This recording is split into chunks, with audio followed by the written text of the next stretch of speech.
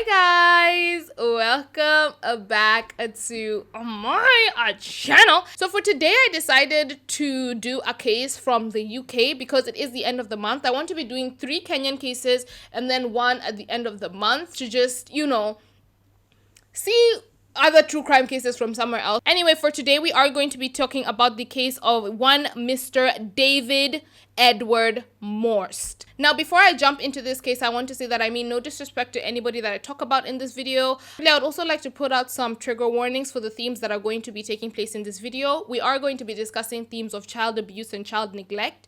We are also going to be talking about sexual assault, especially of minors. We are also going to be talking about rape of a minor. Now, and the murder of minors. Now, if you are not comfortable with that, I would invite you to leave right now because I don't want you to put yourself in a situation that you don't feel comfortable in. Now, who is Mr. David Edward Maust? Now, Mr. David Maust was born on April the 5th, 1954 in Philadelphia in the United States of America. Now, he was born to a family with 4 children. Now, according to sources, David came from a very unstable and verbally as well as physically abusive home. Some sources even allege that David came from a sexually abusive home. And one of the reasons why David's home life was so tumultuous was particularly because of his mother Eva's condition. Now, Eva has been described as being marginally functioning, accruing from the fact that she had such crippling mental illnesses to the point where she couldn't take care of herself. She struggled to take care of her children, and she had violent outbursts that led her to beat her children, verbally abuse them. Now, obviously, their mother's unstable emotional state would lead the children to consistently be on edge, especially because Eva was the parent who was the most present in the children's lives. Now, their father George was physically present, but he only financially provided for the family, spent a lot of time at work, and when he wasn't at work, he would choose to go somewhere else other than come home to Eva and the emotionally tumultuous relationship they had. And whenever David had to come home because, there was no pub to go to, there was no work to go to, whenever he did have to come home, he was very emotionally detached and neglectful of the children, and he didn't really get involved to stop Eva from doing whatever she was doing, particularly because David is alleged to also have come from a very traumatic childhood. He also had a very traumatic childhood experience, and so this kind of made him very reserved and stopped him basically from being there for his children emotionally. Now, around the time that David was 7 years old, his father did finally get tired of the abusive, emotionally tumultuous relationship he had with his mother Eva, and he finally decided to officially file for a divorce, basically. Now, the thing is, when he was already there, he completely wasn't emotionally available, but with him completely removed, this now made Eva the complete sole care and financial assistance or support for these children. Now, as soon as he decided to get a divorce, Eva completely spiraled. She couldn't think of how she was going to provide for all her 4 children, both emotionally and financially, and still be able to keep her mental health intact. She would try to for the next 2 years until she decided that it was too much for her, and she decided that out of all of the 4 children, David would be the first one to go. Now, at the end of the 2 years, she decided to commit David to a mental institution and claimed that David was very abusive to his siblings, particularly that he tried to kill one of his siblings as he was asleep. She alleged that he was just mentally unstable, and that if he continued to be living among the family, he would actually do something that would be irreversible. So she made him seem like a very eerie, very schemy, very bad child, to the point where the mental institution genuinely believed that David, this young, at this point 9-year-old boy, was truly and really a danger and a menace to society. So David was committed to a mental institution by the time he was around the age of 9. Now, mental institutions around the world don't have the best reputation for treating their patients very well, etc. And this particular institution that David was taken to was no different. David would later on say that the institution was very unhygienic. In fact, he lived in a room with 50 other boys, of whom were actually mentally ill. Now, I actually want to put a disclaimer to say that I don't have an issue with people who have mental illness or who are mentally ill. So don't come here and be like, the way you're talking about I have no issue with that. But I am making a distinction that he actually didn't have any reason to be in this institution, but he was put in a room full of boys who actually were mentally ill and boys who were actually dangerous the way he was being accused of being dangerous. And so now he's here with all these 50 boys sharing this room. Now, the people at the mental institution would say that David wasn't like the other people at the institution. They quickly noticed that David was actually mentally stable. They also quickly noticed that David was sad. He was sad about the fact that his parents had divorced, his mother had left him here. He found it very difficult to interact with the other boys in the mental institution. He was really going through it. And quickly but surely, the people at the mental institution did conclude that David's mother had pulled like the all-time scam. So basically what used to happen during that time is people would basically claim that their children have mental issues so that they could commit their children into these mental institutions and not have to take care of their children, which is a very interesting thing to do, considering the fact that you could just decide to go to a mental, like to give your child up for adoption or to put them in an orphanage, to commit your child to a mental institution where they could be given drugs that they actually don't need. But anywho, the staff quickly realized that David has no problem. He was just a little boy who had been thrown there by a mother who did not want to take care of him. And although they realized this, they decided to keep David there for the next few years because they reasoned that if this mother is willing to throw her son into these conditions, particularly just because she doesn't want to take care of him, he would rather stay here. In addition, David was exhibiting signs of he was really, really sad. I don't want to say exhibiting signs of depression, but he was sad over the whole situation. So they decided it would be best if they kept him there, monitored him, made sure, he was okay before they could send him back to his mother. Now, when David was 13 years old, so that's about, let's say, 2.5 to 3 years in, the mental institution would decide that he was ready to go home, he was fine, he was cleared, he was good to go. They call up his mother, and they ask his mother to come and pick up her son. Now, his mom was not happy about this because, like I told you guys, Eva was finding it really, really tough to take care of all 4 kids, etc. And she particularly singled out David to get him out of the house and take him to the mental institution. Now, when David was let out at the age of 13 years old and he went back to his mother's house, he says his mom was not happy to see him. He says his mom did not want him there. Like I said, since the beginning, she hasn't wanted him. So it wasn't going to be today that she was going to come and be like, I want you here. No. So his mother tried everything to get David out of the house, and she eventually was able to find a care home for boys. So let's say kind of like an orphanage for boys who had nowhere else to go.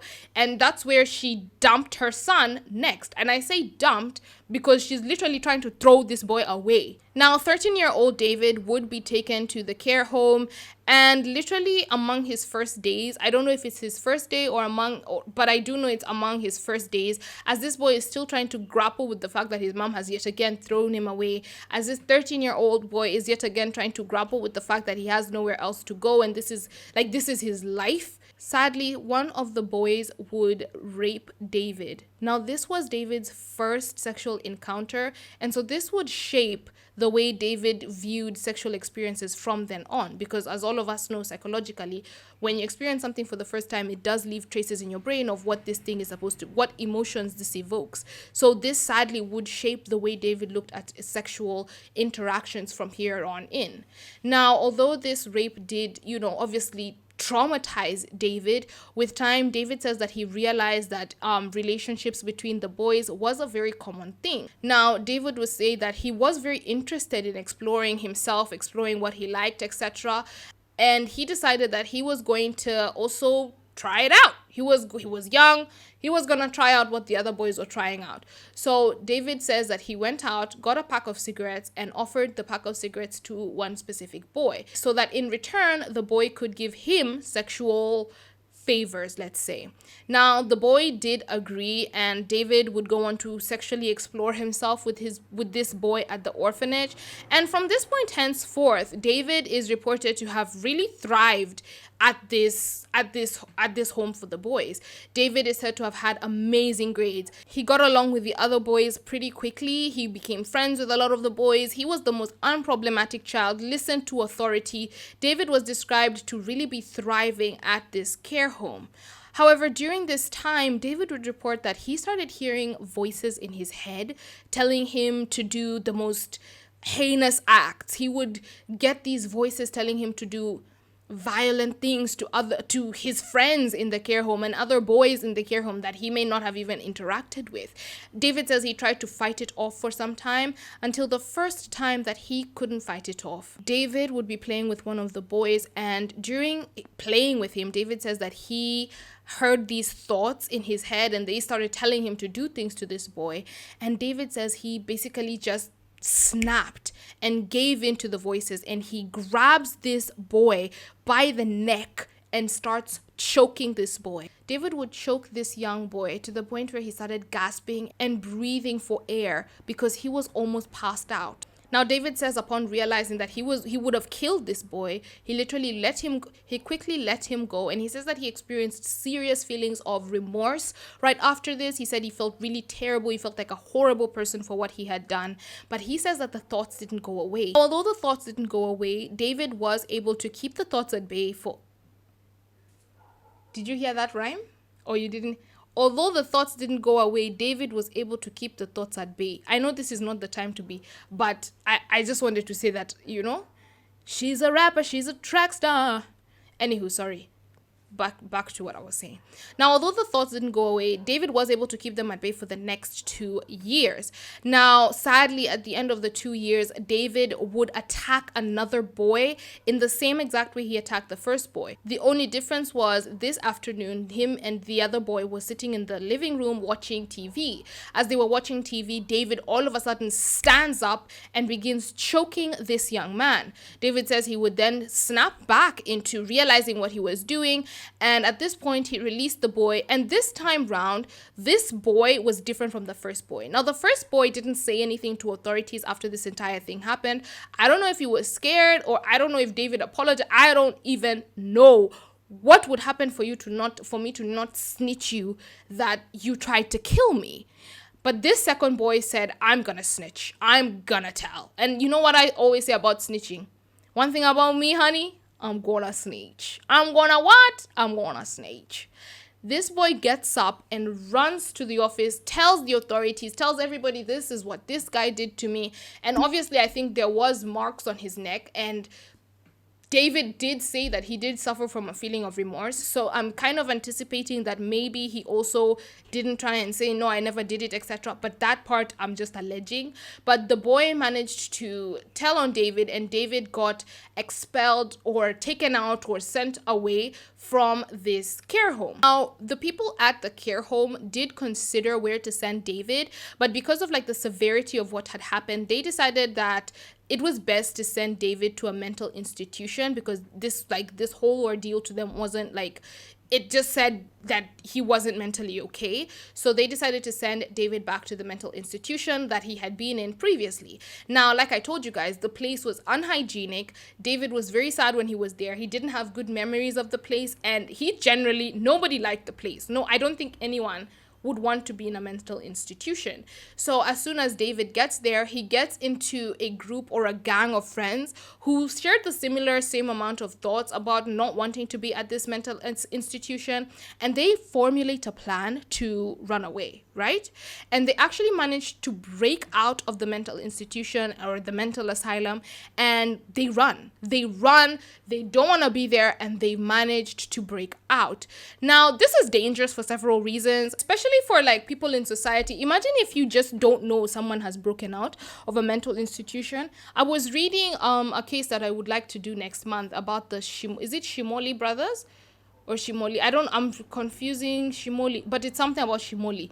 And they broke out of a prison, and you just had people who were unknowing bias. People just didn't know that there was these people who have broken out of prison, Same way these people wouldn't have known that there was someone who literally broke out of a mental institution. This would be dangerous for people, especially if the people who broke out were actual dangerous people.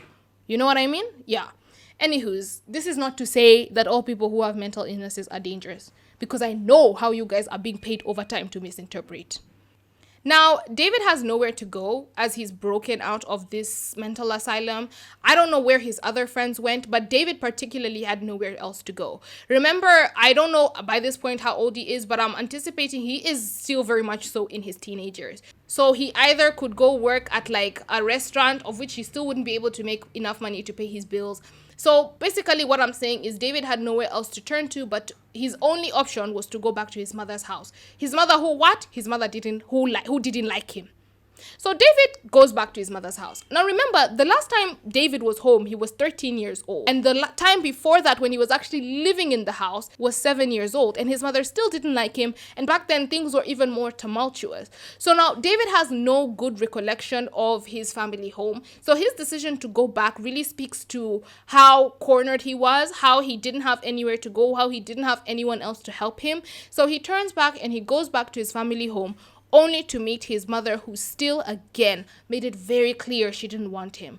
David says that when he went back home, a lot of things had changed. His mom had gotten a new boyfriend and she had become even more hostile towards him and not wanting to stay. Now, as soon as David arrived, his mother would make it very clear she didn't want him to stay, and she even went a step further to encourage him to enlist in the army. But like I told you guys, this is a small, like, he's not old yet. If I had to guess, I would say maybe he's 16, 17 at this point. He's not that old. So, which means he can't be taken into the army. However, David was surprisingly accepted. Now, some people do allege that his mother would kind of embellish. Is it embellish? She lied.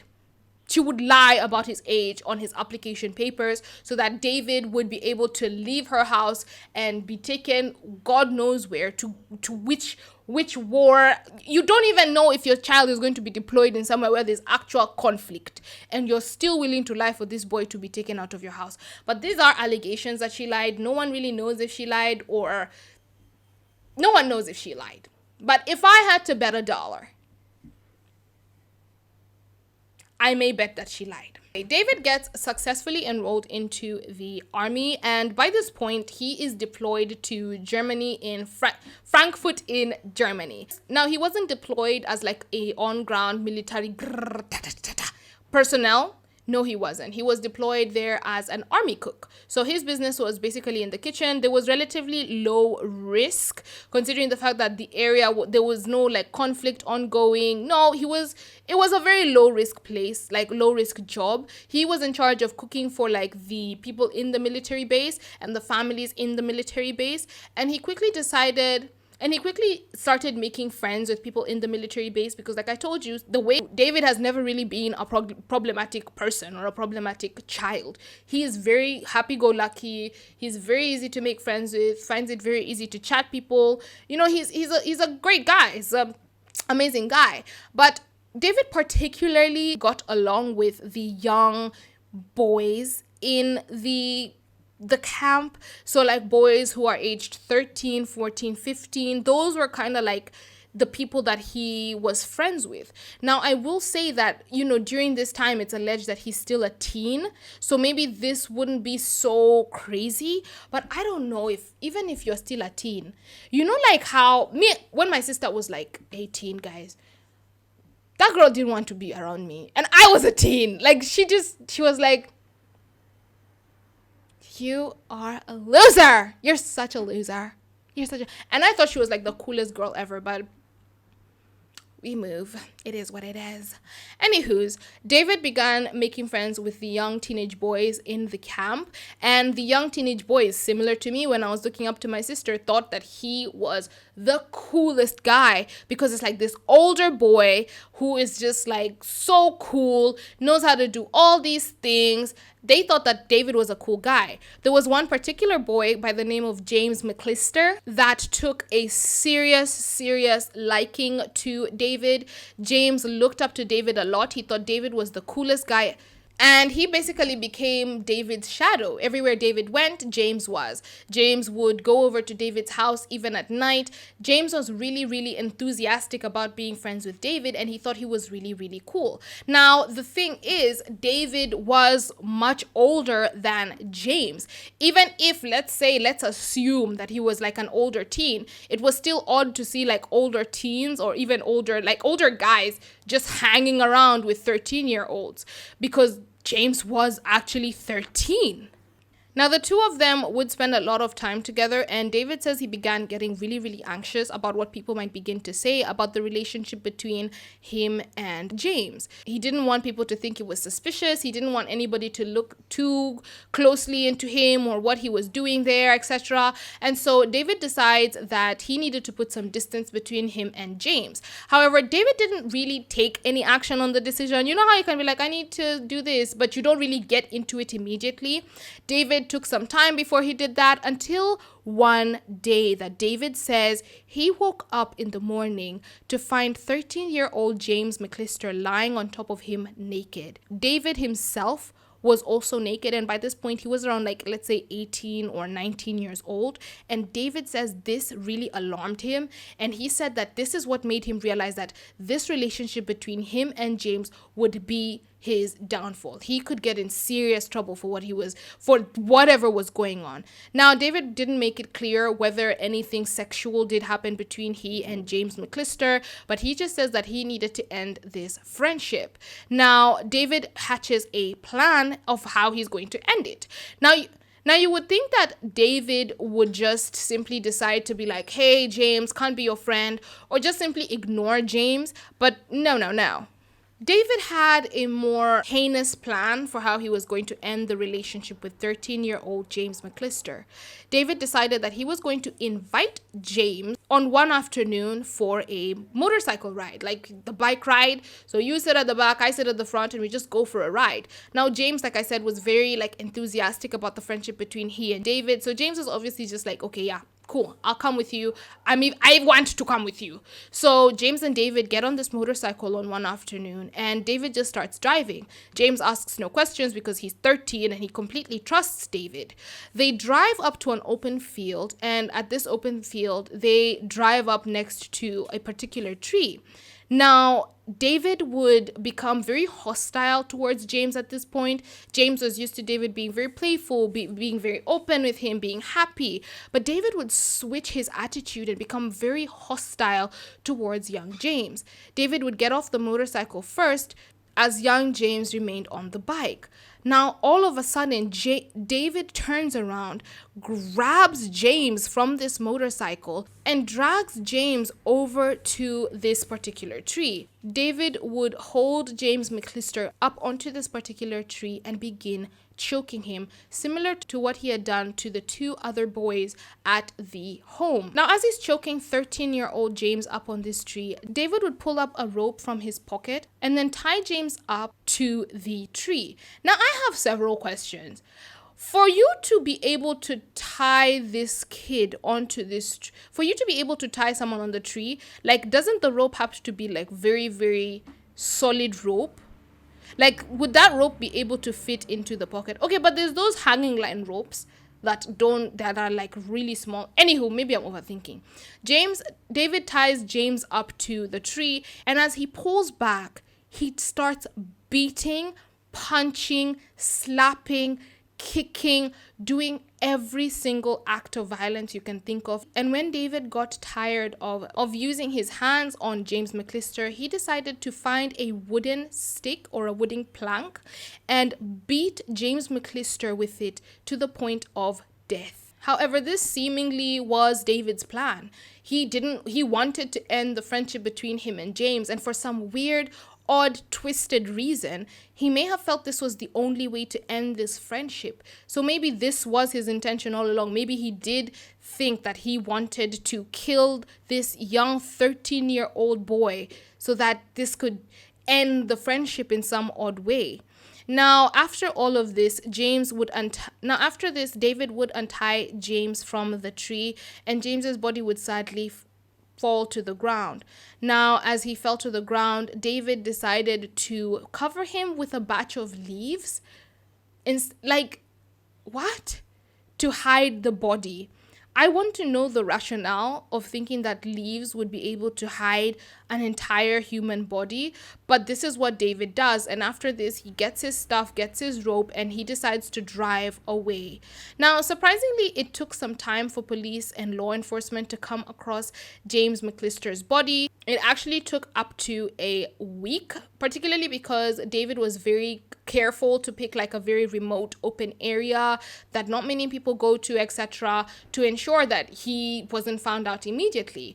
Now, during this time that the police had not found Mr. James McClister's body, the police and law enforcement, they did initially consider this as a missing persons case. They didn't really think that something could have happened to Mr. James McClister because it was an army base. This kind of thing just didn't happen on the army base. So no one was really thinking that anything bizarre could have happened to this young child. Now, as they're treating this as a missing persons report, they do go and speak to James's friends, and James's friends tell the police officers that James used to hang out with a older boy by the name of David. This older boy would buy James whatever he wanted, and the two of them were very, very close.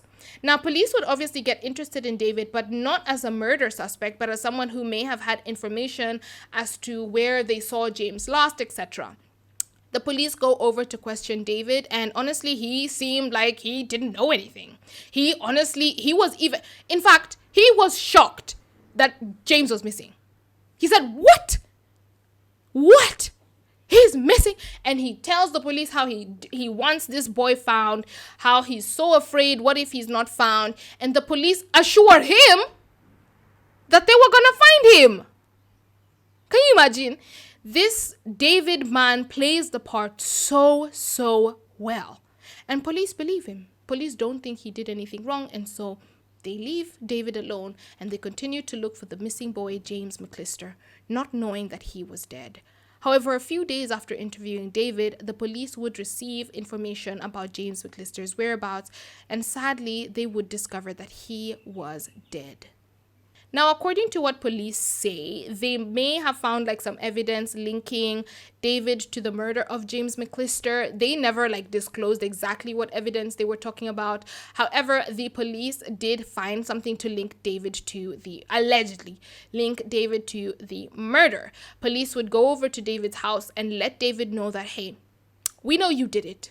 Tell us, tell us everything, because we have evidence that says you did it. And honestly, David didn't need much convincing. David was very ready to sing like a canary, which makes me question, why did you deny it in the first place if when we asked you the second time, you was gonna sing? You could have just sang in the first place. Do you get? I'm not mad that he said, yes, I did it. I'm mad that you made the entire town and everybody there and the parents of this young boy hold out hope that this boy was gonna be there when you literally had no issue even saying, yeah, I did it. You could have just done that from the start. David confesses that, yes, he was with James McClister when he died, and he technically did kill him, but he says it was an accident. He didn't mean to kill him. He didn't mean for him to die. Police ask, what do you mean by this? And David tells policemen how the two of them had actually agreed to go out for this motorcycle ride. However, David would end up getting into an accident, like a motorcycle accident, and sadly, James is the one who lost his life. David says he panicked when he saw that James had died, and he felt that no one would believe him if he said it was an accident. So he decided to find somewhere to dump James's body and hide him under leaves. This story doesn't sound plausible because, number one, if you was gonna get into a motorcycle accident, wouldn't you be injured? He wasn't injured, according to what sources said. He wasn't injured. So how can? If you get into an accident, would you not be injured? He wasn't injured. But do you know something?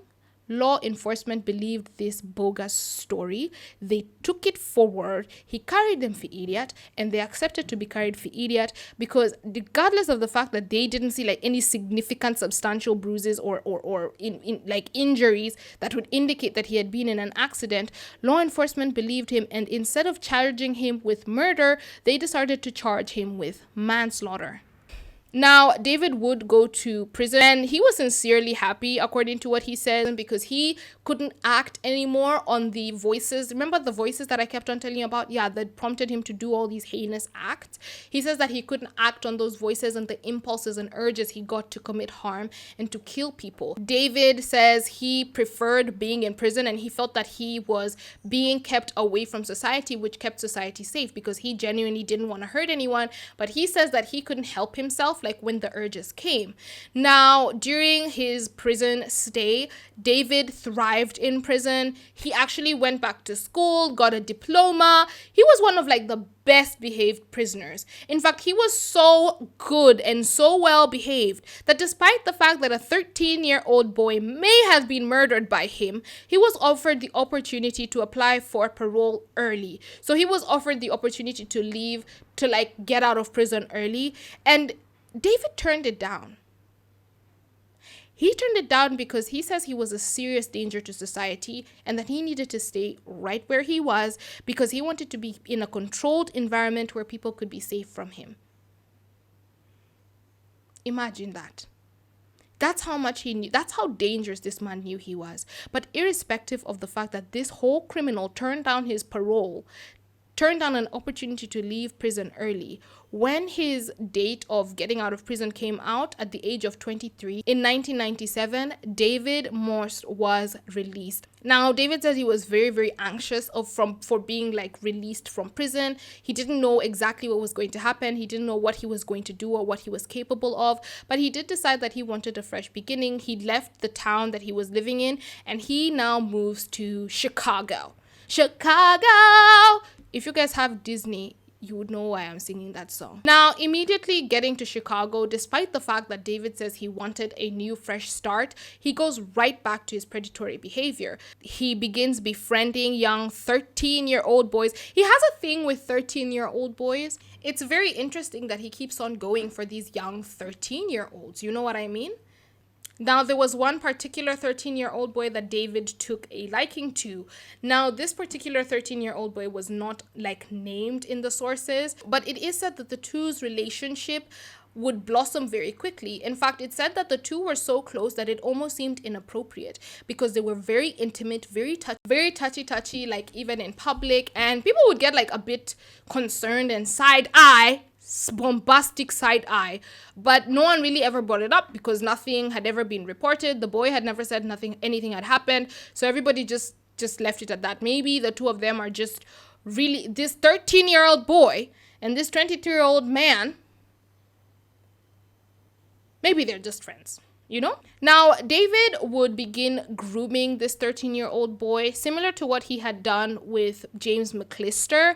David would begin buying this boy what he had done, because remember I told you guys that the friends of James said that he was buying James anything he wanted. Yeah, David began buying this boy everything he wants, particularly drugs and alcohol. They would consume these drugs and alcohol in David's home, in the privacy of David's home. So nobody really knew exactly what was going on between the two of them. And the two of them would consume so much drugs and alcohol to the point where nighttime would come in.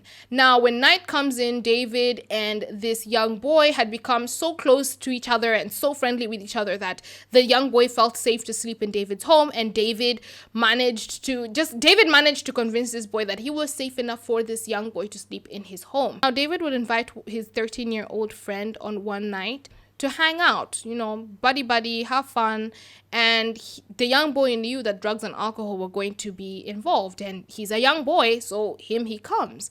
David plows this young boy with alcohol to the point where the boy passes out. Now, after the boy falls asleep, David gets up, silently goes to the kitchen, gets a kitchen knife, walks back to where the boy was sleeping in the living room, and he began violently stabbing this young boy. He actually managed to stab this boy 6 times before the young boy woke up and pushed him off. Now, the young boy managed to actually push David off, and I think David was too stunned to like realize anything because he didn't expect this young boy to wake up with so much energy. The young boy managed to push David off, and in the midst of all that, he also managed to get up and run out of the house. Now, the boy would find help along the way, and he actually was taken to the hospital, and he was treated, and thankfully he survived. Now, while at the hospital, the police officers would meet the boy and ask him exactly what happened, and the boy was drunk, but he wasn't that drunk. So he remembered who exactly did this to him, where exactly David lived, and what exactly happened to him. The police officers would make their way to David's house to arrest him on suspicion of attempted murder of this young boy. And despite the fact that the police officers had this entire testimony from this young boy, can you imagine that David managed to get away with it? I don't even know what you would have to do for you to get away with this kind of crime. Someone who has already been taken to a mental asylum for attacking a similar young boy. Somebody who has then been now arrested for manslaughter of another young boy in very, very crazy looking conditions. Somebody again is now being accused by another young boy of trying to kill them. And you're going to believe that this guy is innocent. This is why I'm saying he's carrying them for idiot, and they're lying to be carried for idiot. Now, after all of this, David would get like a reignited interest or obsession, let's call it, with trying to find the young boy who had raped him all those years ago. I don't know, maybe it's because this is just my speculation. Maybe it's because he saw that somebody else, like this other young boy that he just tried to kill, was able to get him back and get his lick back and tell authorities. Maybe James realized twistedly somehow that, I could also get my revenge on this other guy. But instead of telling the authorities about what happened, David decides to kill this guy. So David now starts to look for the young boy who had raped him all those years ago. Now, the reason I'm saying that maybe this is inspired by revenge as opposed to just looking for another victim. Now, David tries to find and locate this boy, and he finds the boy's alleged location, like where the boy is meant to be living or supposed to be living. However, when David makes his way there, the boy doesn't live there anymore. Like, he just doesn't live there. The boy doesn't live there, and David is sad. So as David is going home in his car, sad, feeling a bit beaten down that he wasn't able to find this guy, David notices one particular boy playing on the street. Now, this young boy David would notice was 15-year-old Donald Jones. Now, Donald was just simply, he was just minding his business on the road. You know how you can be walking or you're just doing stuff on the road. You're 15, it's not that deep. David decides to approach Donald and tell Donald that he was looking for somebody to help him with kazi za mikono, to just help around and make a little bit of bucks. Now, Donald being a teenager, knowing he wants, those toys, I don't know what teens play with. I don't know what teens be playing with. But I know as a teenager, I wanted money. I still want money. Donald is very enticed by the offer that David is offering him, and Donald says, yes, I do actually want to make some extra cash on the side. Donald agrees, and David offers Donald to come into his car so that they could drive around as they talk about the particulars of the job that David wants Donald to do. Donald agrees to get into the car. Now, David would drive towards his neighborhood, and he drives around, takes them rounds in circles until the two of them arrived at a quarry. Now, what I saw when I Googled a quarry, because in Kenya, Miss J, I've never had something called a quarry. I think it's like somewhere where it's either you dump water or you dump trash. One of the two. I'm very unclear which one is which. I don't know which one they dump there. But in this particular quarry, there was water in it. And so the two of them would stop at this quarry. David would then bring out a couple of beers for this 15-year-old boy and him at his big age to be drinking two of these beers. The two of them chill, get kicked back, get laid back. They start talking about things other than the job.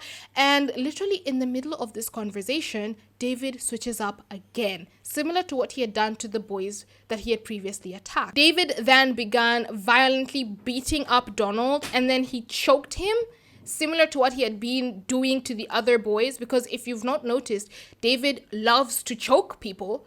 David is obsessed with choking people. It's a serious characteristic in the attacks that he does.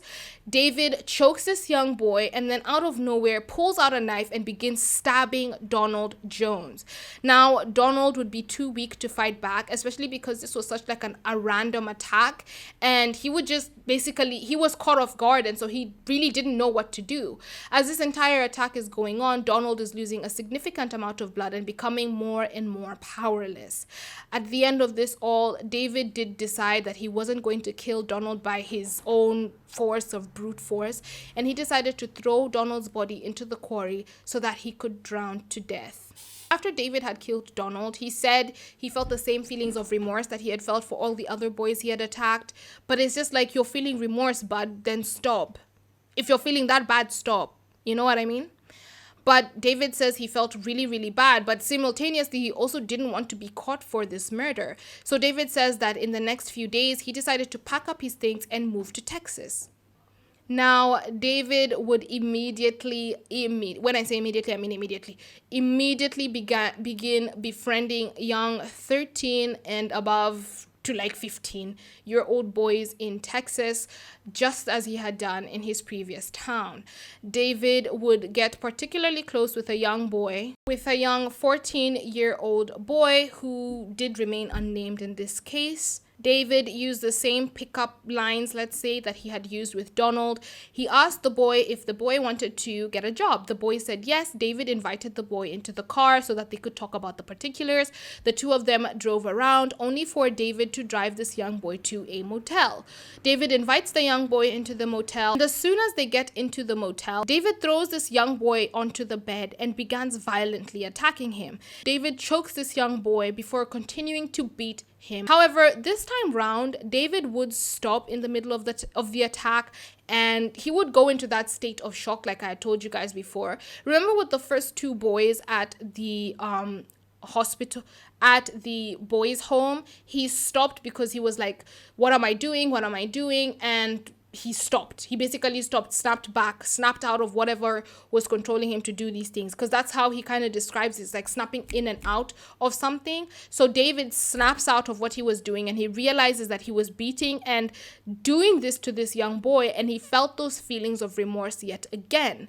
Now, as this happens, David gets up from the bed and he sinks to the floor crying and basically having an entire panic attack in front of this young boy who's literally just been assaulted. Now, this young boy didn't waste no time to waste time, and he decides to get up and run directly to the police station to report this entire incident. David was arrested as a result of this assault on this young boy, and around the time that David was arrested for this young 14-year-old boy's assault, the police in the previous town had finally found the body of Donald Jones, the boy that James had previously killed and thrown into the quarry. Now, the police in the previous town were trying to find out if there were any convicted like murderers or even child molesters, etc., living in that area. They managed to whittle down into the system and find out that David was living in that area during the time that Donald Jones was murdered. In fact, David only lived a few minutes away from this particular quarry where they found Donald Jones's body. Now police would try to go over to the house of Mr. David to talk to him, only to realize that he had actually moved out almost immediately after Donald James is anticipated to have died. Police find this immediately very, very queer, very, very weird, and they obviously put out a search to everyone else and tell them, be on the lookout for this guy. So as soon as David is caught, they are like, that's the guy. That's the guy.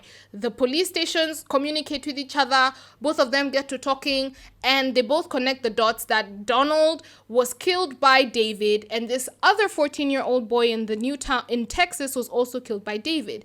Now, the two police forces would collaborate would do like a collabo to get David arrested and convicted for the murder of these two boys. And after 12 long years, David would finally be sentenced to 30 years in prison. Now, because it had taken 12 years to go to trial, the court did decide to take into account the 12 years because he was in police custody during this 12 years. So they deducted the 12 from the 30 years. In addition, because David literally is prisoner greatest behaved, like I keep on telling you guys, he's a greatly behaved prisoner. He was also further given a reduction of 12 years to the already reduced sentence. Anyway, as expected, this sentence did fly by.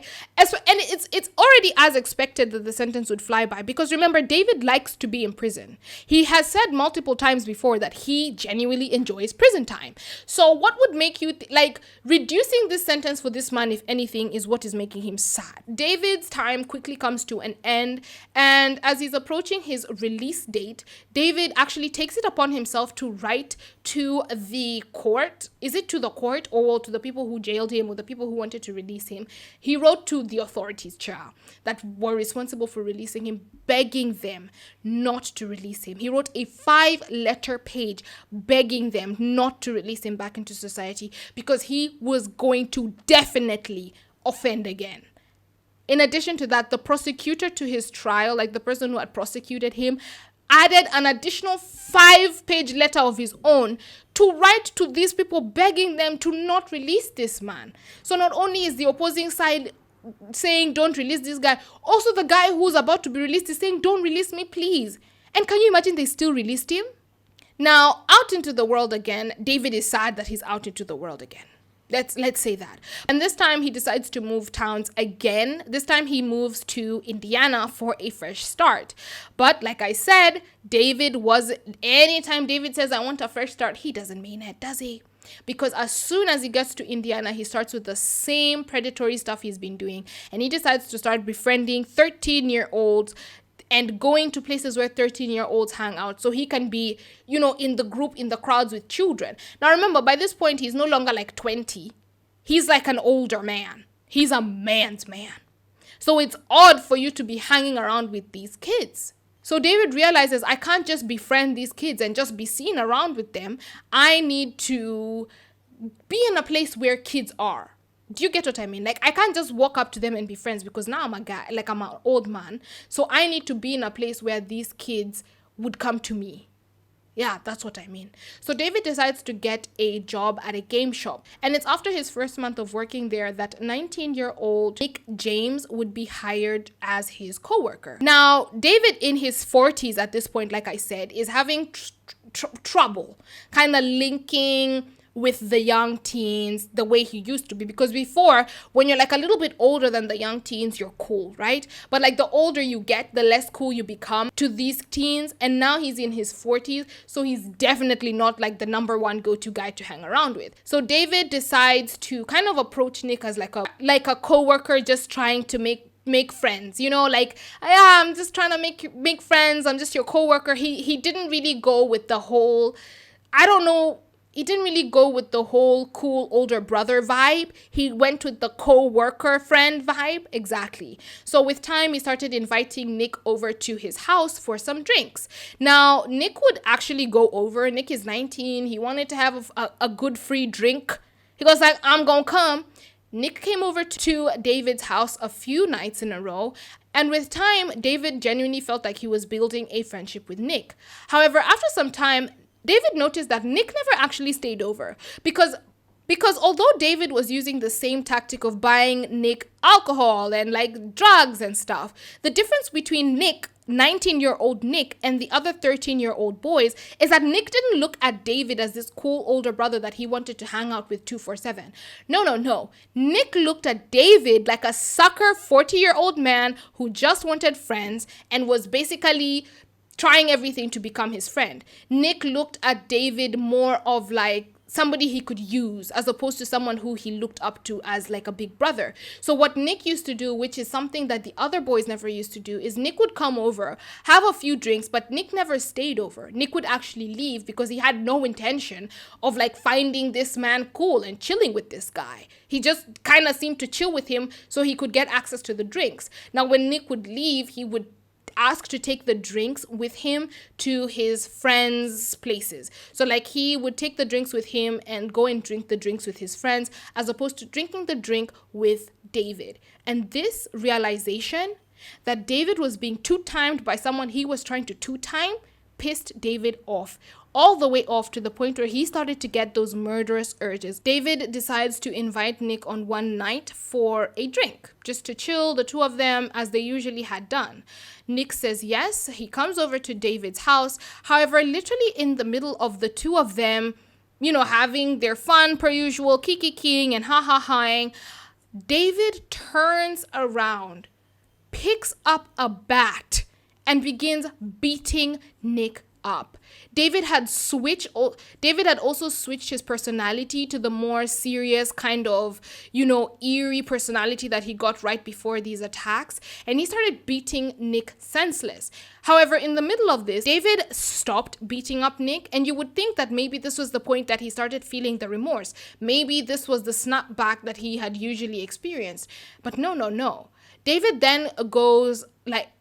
then leaves Nick bleeding out on his floor and goes to collect a tarp. He comes back with the tarp, puts it on the ground, drags Nick's bleeding body over to this tarp, and continues beating Nick with this bat. David apparently just didn't want any of Nick's blood to stain his carpet or stain anywhere in his house, so he kind of wanted this to be a more sanitary affair. David would eventually sadly kill Nick James, and when he was done, he picks up Nick's body in the tarp, drags him down to his basement, where it turns out he had actually prepared a shallow grave where he was to throw Nick's body in.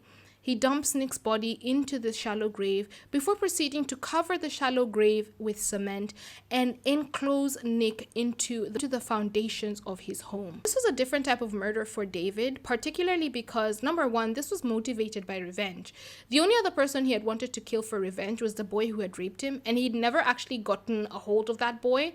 And number two, Nick was 19 years old, which wasn't really the type of victim that David usually went for. And so this was also a bit, it was a bit more personal, it seemed, for David. In addition, David says that after the murder of Nick, he didn't feel remorse, which had been something that was characteristic to the crimes that David had previously carried out. But this time round, he didn't feel remorse. In fact, he felt the urge to kill again.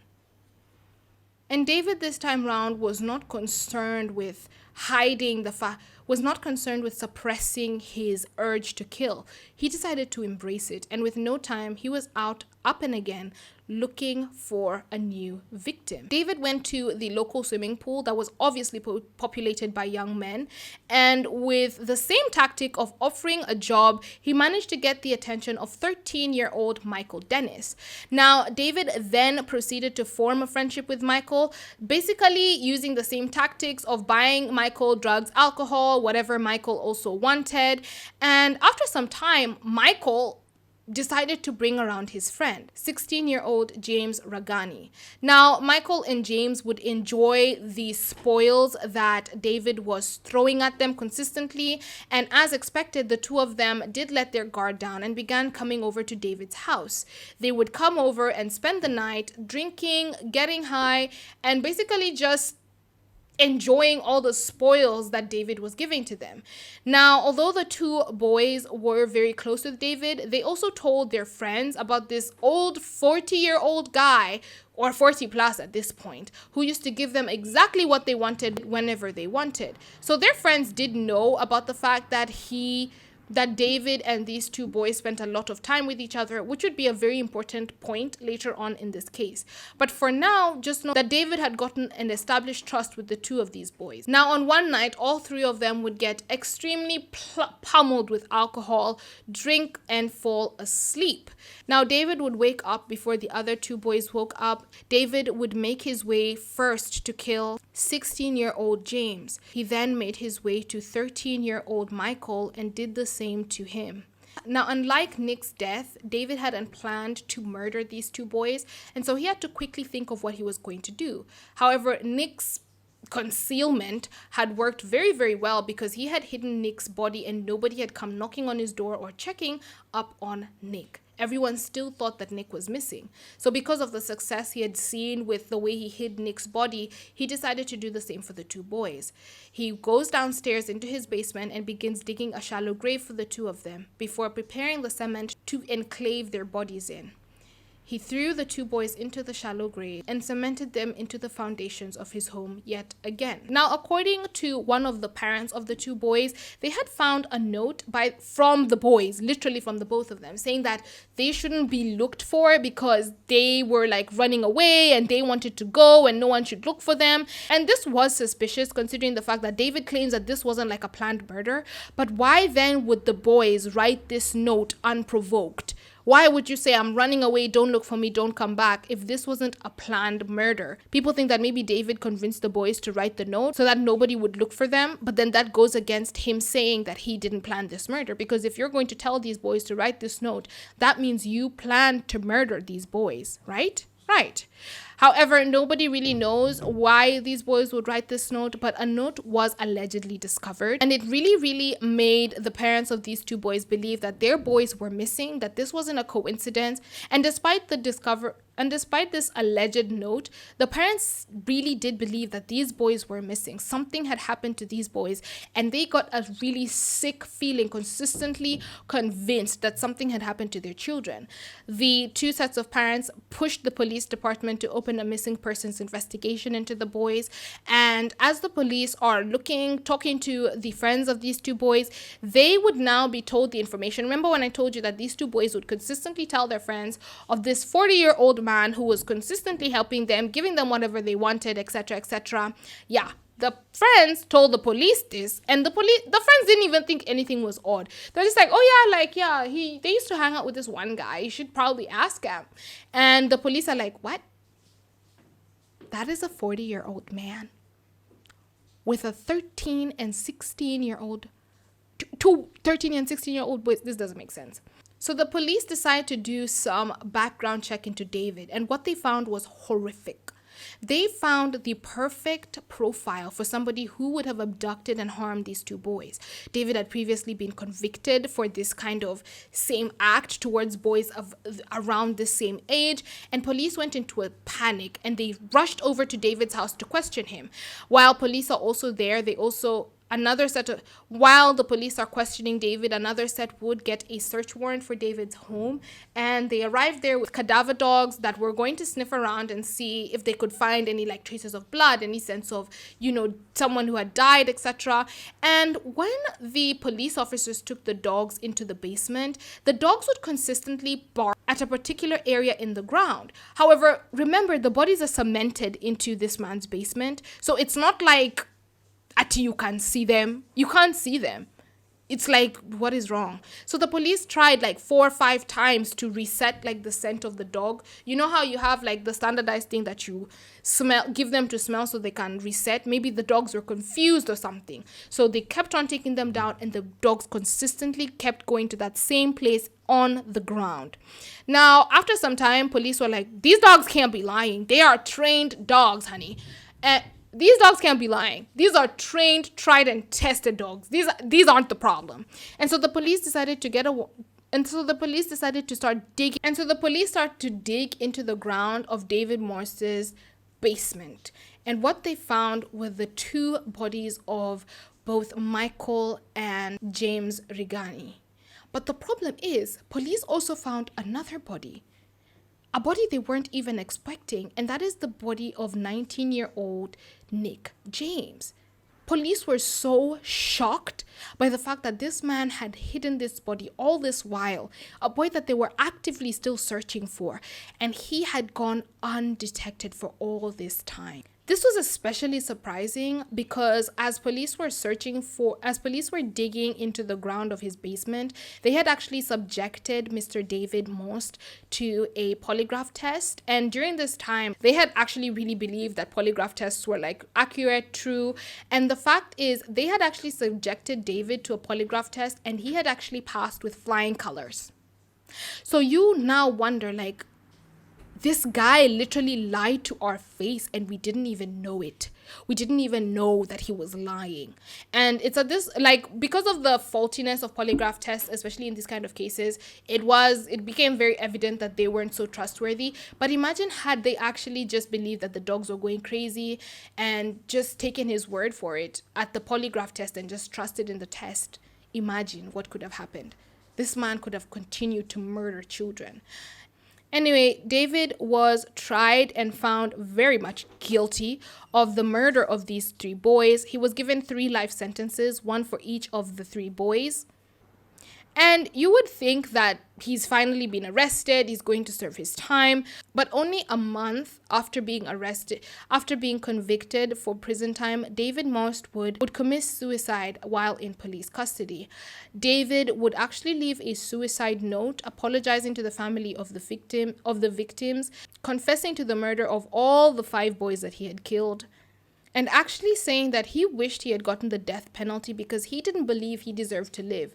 He particularly didn't believe that he deserved to live and have the families of those that he had hurt so much, as well as society at large, pay for his taxes, pay for his stay at these prisons through taxpayer dollars.